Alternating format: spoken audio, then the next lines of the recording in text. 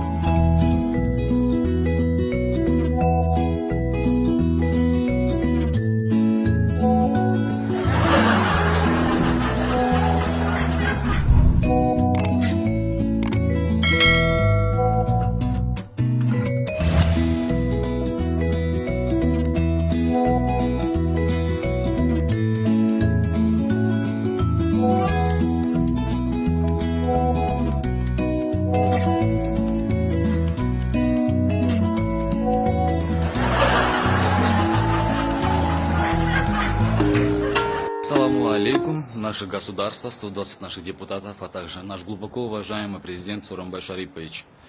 Я житель Аламудынского района Чуйской области. Хочу обратиться к вам с просьбой обратить внимание на Чуйскую областную больницу в связи с тем, что по Аламудынскому району в Чуйской областной больнице находится всего одна скорая. В связи с чрезвычайным положением всех жителей Кыргызской республики, граждан, попросили находиться дома и не выходить. Мы все, соблюдая эти правила, не выходим. Но, к сожалению, вчера у моего отца поднялось давление очень высоко, да? Мы обратились в скорую помощь, но скорая помощь ответила нам, что всего одна скорая работает по Аламудынскому району. По большому Аламудынскому району всего одна скорая работает, и как она должна успевать?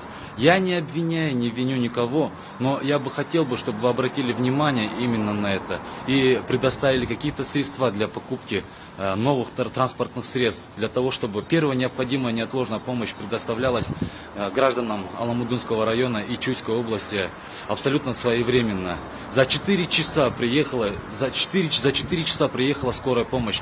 За это время мы успели съездить в первый ЦСМ, съездить в больницу, и моему отцу предоставили, оказали первую неотложную медицинскую помощь. Но если бы мы этого не сделали бы, вы сами представляете, за 4 часа человек мог бы умереть. Человек мог бы умереть. И мне обидно, что в Кыргызстане, в такой хорошей стране, где гордость, патриотизм у каждого человека имеется, и где мы помогаем друг другу, да, где мы сплоченно держимся, вот такая вот огромная проблема, которая гниет изнутри. Eski toylor жана жаңы тойлор, элдик таланттар, Ассаламу алейкум, ардактуу кыргызча концерттер, кыргыз каада салты, кызыктуу көрүнүштөр, куттуктоолор күтөт. Бул маалымат менен же астымда шилтемени басыңыз, кыргыз жакшылыктарына шериктеш болуңуз. Видеолор күндө жаңыланат. Кыргыз той каналы, жакшылыкка шериктеш.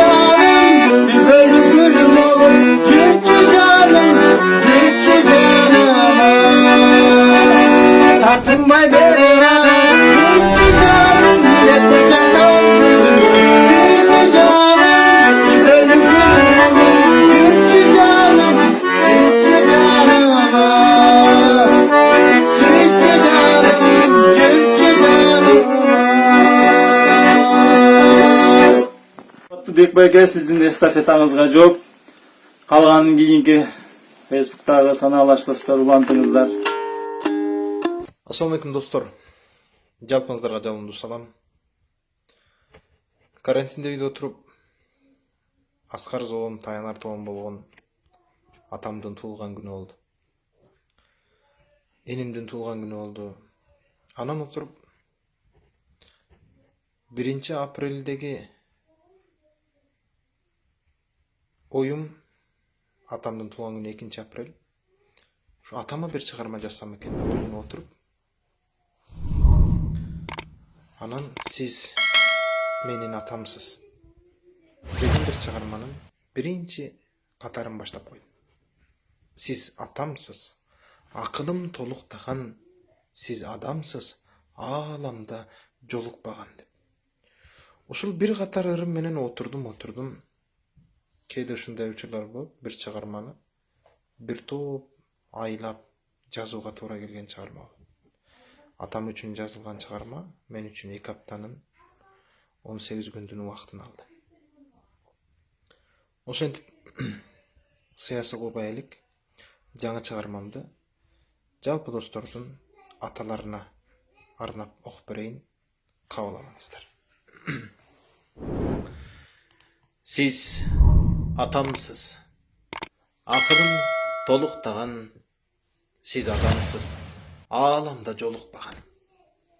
Siz атамсыз, желкемден таптап турган, siz адамсыз, жакшыны жактап турган. Siz атамсыз, колумдан тутуп келген, siz адамсыз, кайгысын жутуп келген. Siz атамсыз, балдарым төргөт деген, siz адамсыз, арманын көрсөтпөгөн.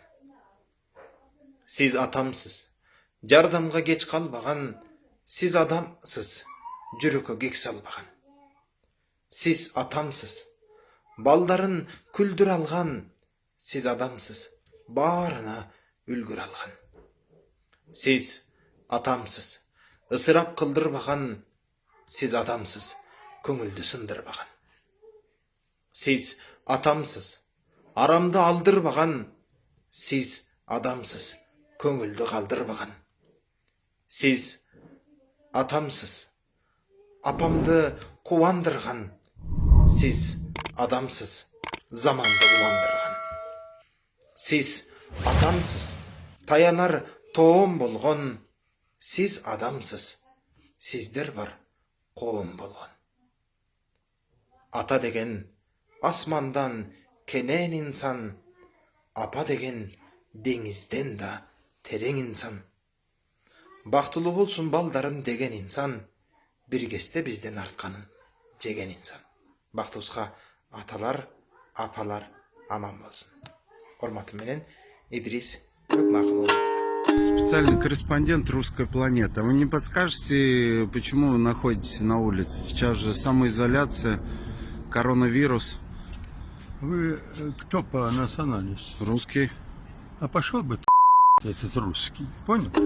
Начнем с последней статистики по коронавирусу. В Москве за сутки прибавилось почти 2000 заболевших. Общее число пациентов в столице уже перевалило за 18 тысяч. Выздоровели и выписаны из больницы за сутки 123 человека. А с начала эпидемии московские врачи вылечили от коронавируса 1517 пациентов. Скончались за это время 127 человек и 14 из них за последние сутки. Пик заболеваемости в Москве ожидается в ближайшие 2-3 недели. И сейчас крайне важно оставаться дома. Ну а сейчас подробные данные по заразившимся. По-прежнему болеют в основном молодые люди. Больше половины новых пациентов младше 45 лет и треть в возрасте от 45 до 60. Пенсионеров 11%, детей 5%. И все заболевшие, а также те, кто с ними контактировал, сейчас под наблюдением врачей. Каналга жазылууну унутпаңыздар. Биринчилерден болуп маалымат алуу үчүн коңгуроочону басыңыз. Дайыма ден соолукта болуңуздар. Сиздер менен бүгүн 24 маалымат топтому болду.